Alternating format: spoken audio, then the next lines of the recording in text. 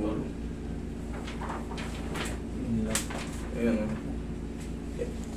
Ayan, may bilog na pala yun. Ayan, may bilog na. Pinilugan na ng doktor, nag-crack yung dulo. Pero ito, ang mahalaga, hindi siya nag-separate. Kumbaga, nandun pa rin sa posisyon, pero magdudusa ka nito ng ano ba? Ilang taon ka na? 3 months. 3 to 6 months kasi ang ano nito, duration. Yun ang ano. Lahat po ng fracture, ganun ang duration. Para sa pagkakalam nyo lang. Pero kung kayo ay teens pababa, kunyari 13 kayo pababa, 15 pababa, ano pa yan?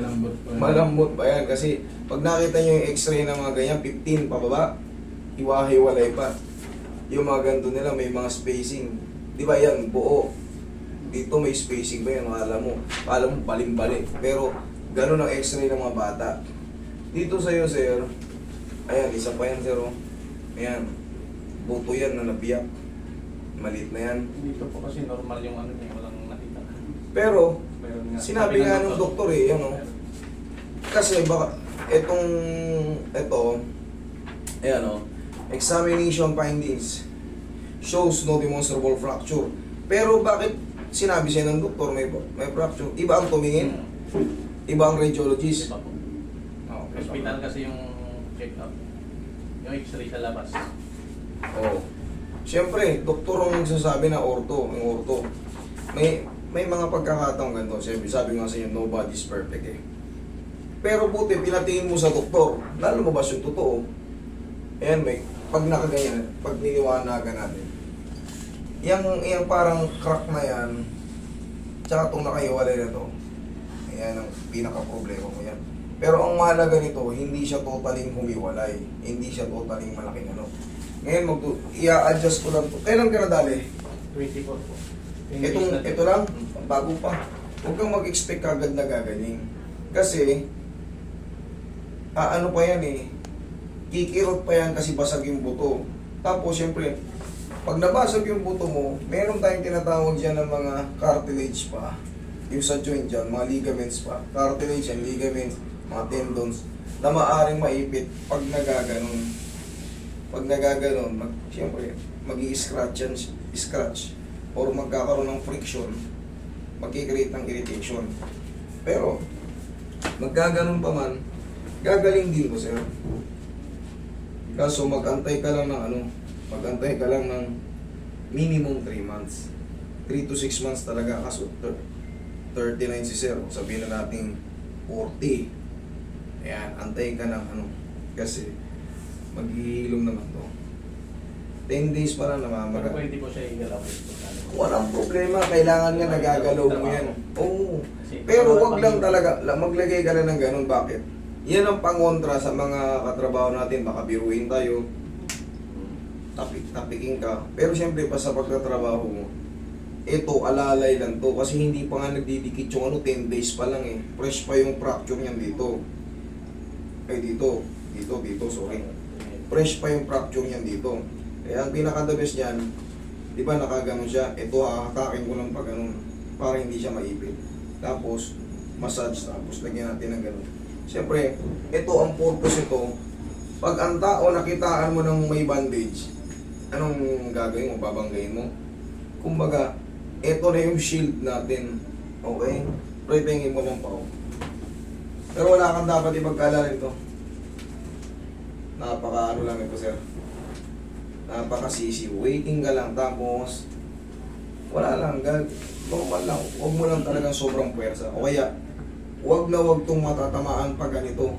Kasi, imbis na hindi siya nakahiwalay, pag naitulak yan ng pagganon o kaya ng pagganon, umusog yun ng konti, another 3 months waiting ka na naman kasi mag-aantay ka na naman kung paano siya dumikit. Sumami na sakit. Malaki. Lumulong na siya. Ano ba nangyari sa'yo? Scratch siya sa motor ko. Same lang? Okay.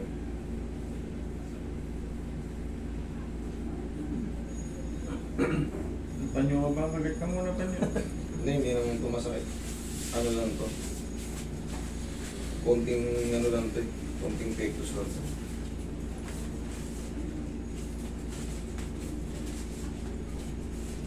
Roy, hawakan mo rito.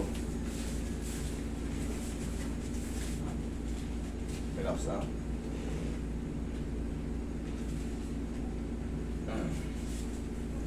Kunting pangatak lang yan. Para mabilis ito gumaling, mag-take ka na ng bone vitamins para mabilis siyang dumikit.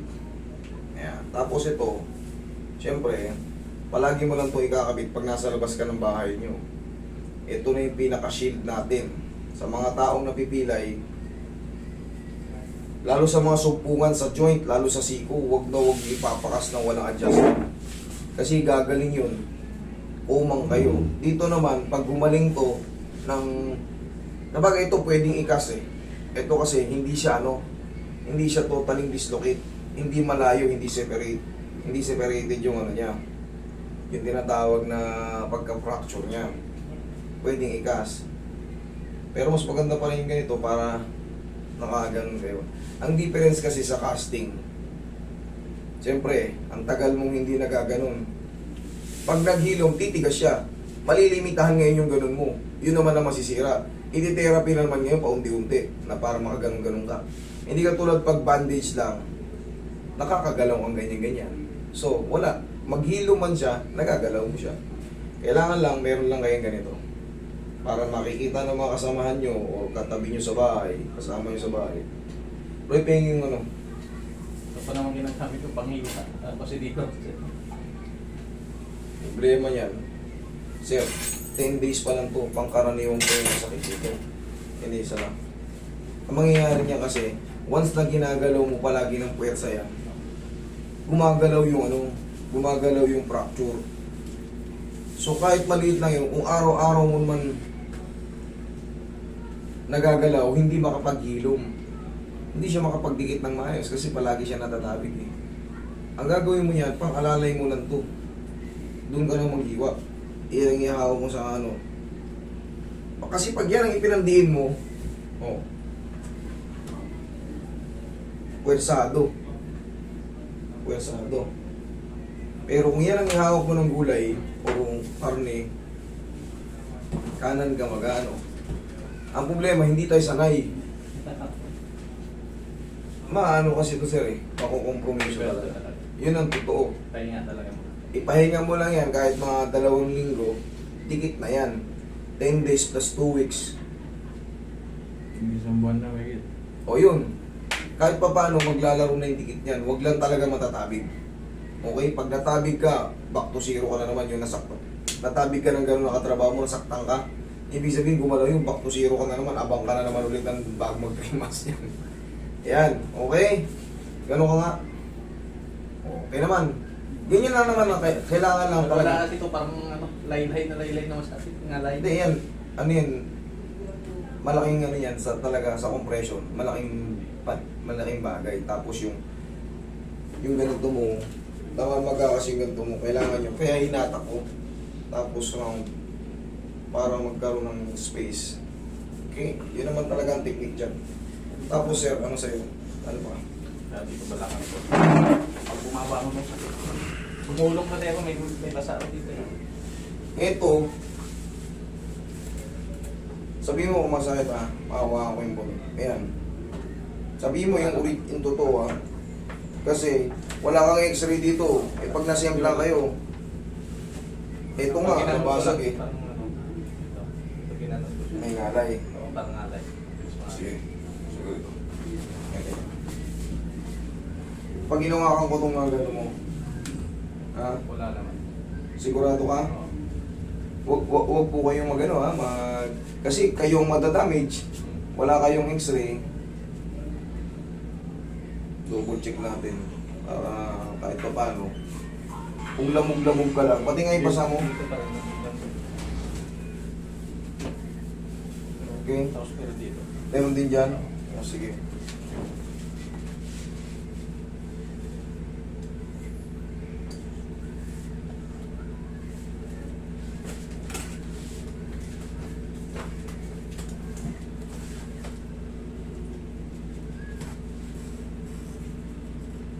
Sir, ito aalayan ko lang to kasi bago-bago pa rin. Baka may mga mild crack din. Pag-antay ka lang ng yung mga ganitong na disgrasya, antay-antay lang kayo ng ano, talagang waiting pa kayo. Haplos-haplosin nyo lang kung may mga sumasakit sa mga karne-karne nyo. Kailangan kasi double check kayo dyan. Tignan mo, nag-negative ka sa ano, pina-check mo sa ospital, fracture pala. Eh paano na lang kung hindi marunong tumingin yung ano? Hindi na doble-doble damage kayo. Patay kayo. Double-double ano kayo. Paghihirap.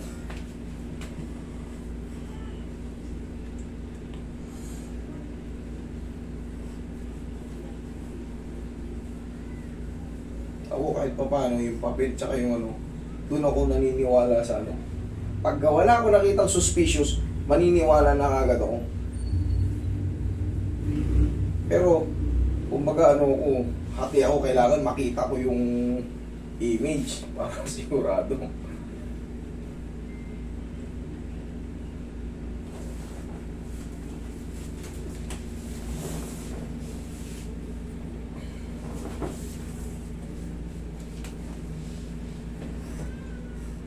Okay naman pag ginaganyan. Okay. Minsan pag bumabangon, parang alay. Ayan. Pag ganito may halay. Sakit dito. Ito. Okay. Hindi, normal pa itong sa mga kantuhan. Pero pagka ginanyan mo, konting ganyan, konting ganon, sobrang sakit kagad. Maaaring may ano. Pero pag pinapwersa, yan, ganyan, may sumakit sa kantuhan, normal lang yun. Pero kung yung konting kilos, sobrang sakit kagad. Hindi pwede.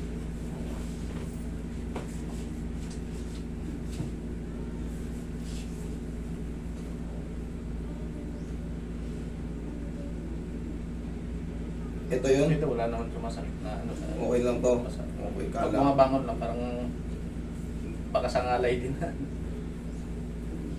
Bago pa lang kasi siya nasayam ng 10 days pa lang. Ang karaniwan mo yung mga lamog. Dito wala naman sumasakit. Kiss-kiss lang. Pero may pasa sa ilalim. Lamog lang yun, baka naitadyak mo lang sa bago. Kumis-kiss yun sa... Parang hindi ko lang parang kiss-kiss. Pero wala naman. Okay naman, walang masakit. Sige sir, waiting ka lang muna sir, yun ang totoo. Pero ano lang naman yan eh, sir, chip fracture lang naman sa'yo. Siguro ko na po lang 3 buwan. Pero talaga ang minimum yan, 3 months. Okay? Sige sir. Thank you po.